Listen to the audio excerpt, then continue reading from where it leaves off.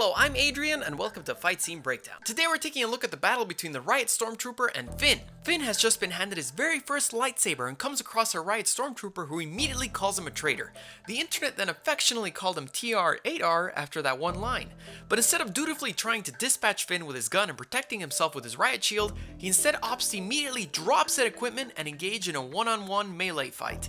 We later found out through official Star Wars lore that this Stormtrooper was actually named FN-2199, and his name was Nines for short. Turns out he served with Finn in a 4-man squad before Finn went AWOL, which explains why Nines was able to recognize him so easily and why he was so determined to take him out. J.J. Abrams likes to constantly keep the camera moving during his action sequences, and in this fight this is readily apparent in the wides. Notice how every time we cut to a wider shot, the camera either is tracking to the left or to the right. It gives more flair to any choreography and uses it quite well, especially this shot right here to see the scope of the battlefield.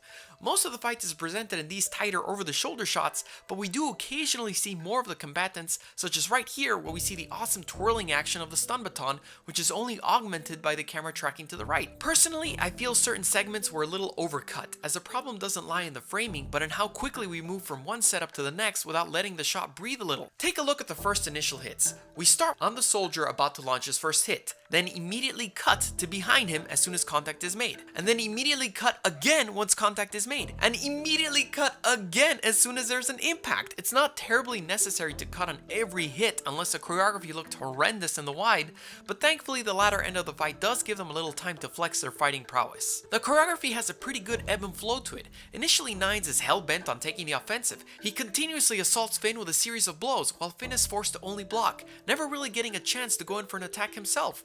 This changes when he sees an opening to go for a lunge, the term in fencing when you launch yourself forward to score a point. Of course, this is fighting with an energy sword and the posture is totally different, so instead let's say he goes in for a thrust, which is the name given to the literal movement of moving your sword forward in a stabbing motion.